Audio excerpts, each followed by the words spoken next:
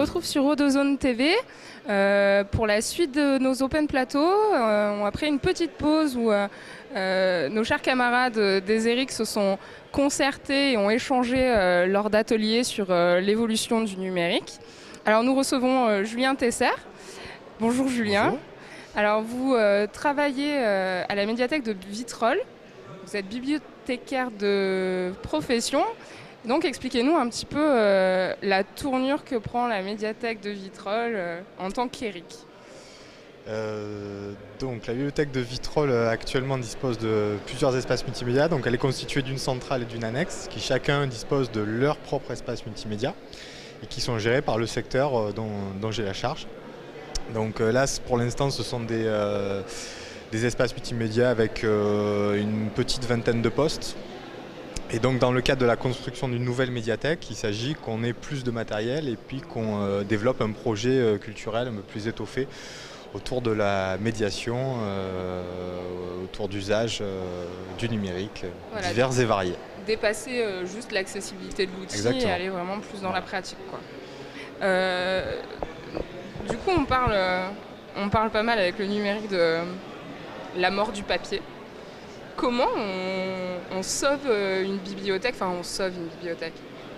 face à tous ces outils du numérique? Comment une bibliothèque doit y faire face? Comment elle peut...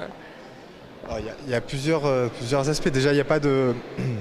La vocation d'une bibliothèque, c'est pas forcément de mettre à disposition du papier.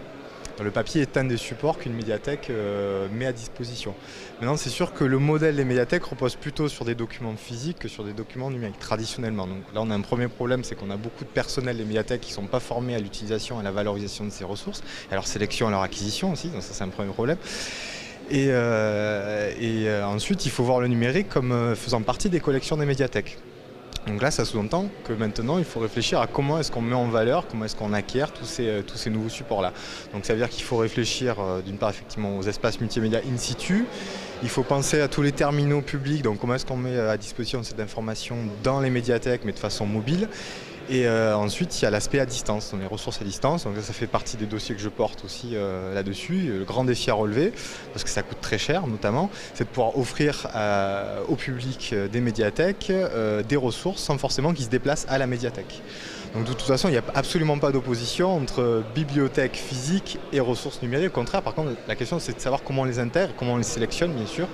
Et puis qu'est-ce qu'on achète parce que ça coûte extrêmement cher, il y a des problèmes de droit qui se posent. Voilà. Donc alors il faut bien avoir conscience que là on est dans une période de révolution très très intense à ce niveau-là et que ça provoque pas mal de remous au sein des équipes parce que beaucoup sont pas formés. Et donc c'est un sacré défi à relever. Donc la formation des personnels aussi c'est un volet très important de ce dont j'ai la charge. Je vous parlais de la mort du papier parce que c'est forcément l'image qu'on a de la bibliothèque. Comment en termes d'animation on peut, alors vous disiez pas forcément que ce soit du physique in situ dans la bibliothèque, mais quand même au niveau de la bibliothèque en situation, en physique, comment on arrive à faire comprendre alors déjà un public qui du coup vient souvent pour du physique, pour de l'information sur papier, comment on arrive à faire un petit peu la bascule en disant il y a d'autres supports. Comment on amène un peu les gens, en termes, vous êtes en train de créer votre projet, comment vous essayez de penser tout ça quand même? Là, c'est la dimension de communication en fait, à mon sens, et de médiation. Il y a les deux aspects des choses. C'est-à-dire, c'est pas le tout de faire connaître une ressource, il faut aussi permettre aux gens de s'approprier l'outil qui permet d'utiliser la ressource. Ce qui est d'autant plus compliqué parce que ouvrir un livre, il y a une technique de lecture d'un livre. On ne commence pas par la fin, il y a les chapitres, il y a des pages. Tout ça d'ailleurs, ce sont des choses qui au cours de l'histoire de ce média se sont constitués. Au départ, le codex, c'était quelque chose qui n'avait rien du tout d'évident pour les gens qui n'en avaient jamais eu entre les mains. Là, c'est pareil pour le numérique, sauf que c'est encore plus compliqué, que ça nécessite d'autant plus de temps de médiation, de la pédagogie, donc une formation d'autant plus importante des personnes qui ont la charge de ces médiations-là. Donc ça, c'est un premier défi. Et ensuite, il y a la communication, dans le sens où il faut toujours avoir une communication qui soit bien rodée avec les supports traditionnels. Donc c'est important qu'un espace physique existe déjà, à mon sens. C'est pour ça que j'ai défendu notamment le fait que dans la nouvelle médiathèque, il fallait qu'il y ait des espaces qui s'identifient à un espace public d'accès aux ressources, un autre espace où des ateliers vont se dérouler, ateliers de médiation, plus tout ce qui est mobile et qui pourra circuler dans la médiathèque, les postes qui vont être disséminés, les terminaux mobiles. Et ensuite, le dernier volet, c'est l'aspect communication en utilisant les outils numériques en tant que tels. Donc là aussi, on a un long chemin à parcourir. On travaille actuellement sur le portail de la médiathèque, donc qui intégrera toute cette dimension de communication, à travers la connexion avec les réseaux sociaux, une mise en forme de l'information, la production de contenu. On pensera à leur dissémination à travers le réseau, bien entendu. Donc ce à quoi va nous aider les emplois d'avenir qu'on demande dans le cadre du dispositif. Mais pas seulement, on ne repose pas uniquement là-dessus. Vous pensez quoi d'ailleurs des emplois d'avenir dans le domaine du numérique? Parce que les emplois d'avenir sont réservés à un public plutôt jeune, oui, qu'on considère comme forcément compétent en nouvelles technologies ou en numérique, ou qui a cette part peut-être d'instinctif qui n'a pas forcément... c'est la fameuse génération Y en fait qui est... Voilà. En quoi qui est battue en brèche. Il y a pas beaucoup de chercheurs qui sont revenus, enfin de chercheurs de personnes qui discutent sur le sujet, qui reviennent un petit peu de la notion génération Y, parce que c'est pas le tout de baigner dans une culture et d'être familier des écrans. Mais après, c'est un peu ce que je disais tout à l'heure, comprendre les enjeux, s'approprier vraiment l'outil, s'en servir à bon escient, ça nécessite d'autres compétences,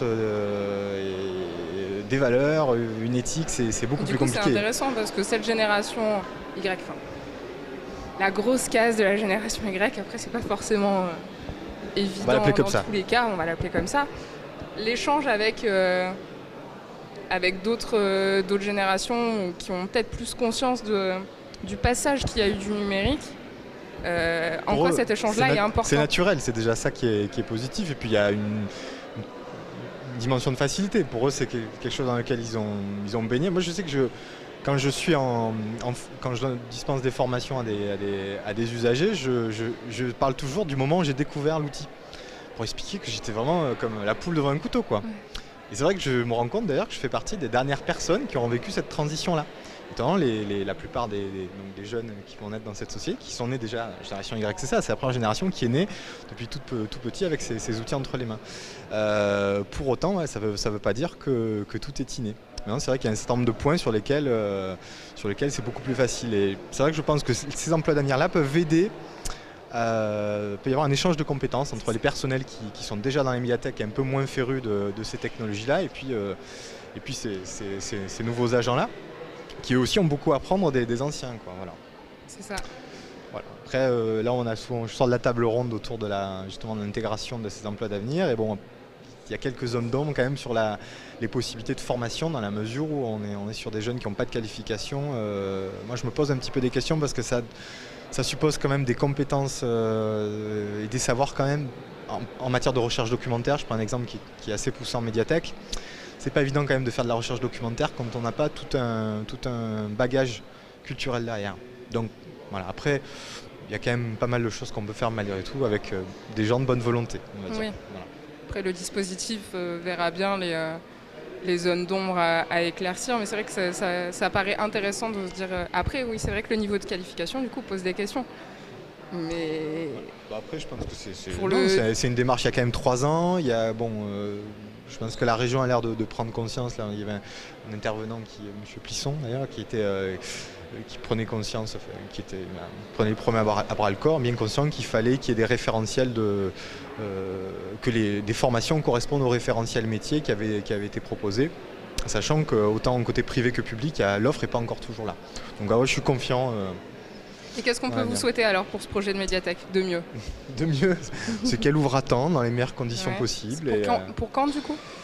Et c'est pour début 2016. Et surtout qu'elle soit à la hauteur des enjeux et des besoins des vitrolés, et puis des gens qui voudront bien venir dans cette médiathèque-là, parce qu'une bibliothèque n'a pas vocation à être utile uniquement aux habitants d'une commune, mais au monde entier potentiellement. Voilà. Bon, merci beaucoup Monsieur Tesser. Je vous retrouve dans un instant, j'espère, pour un prochain Open Plateau. A tout de suite.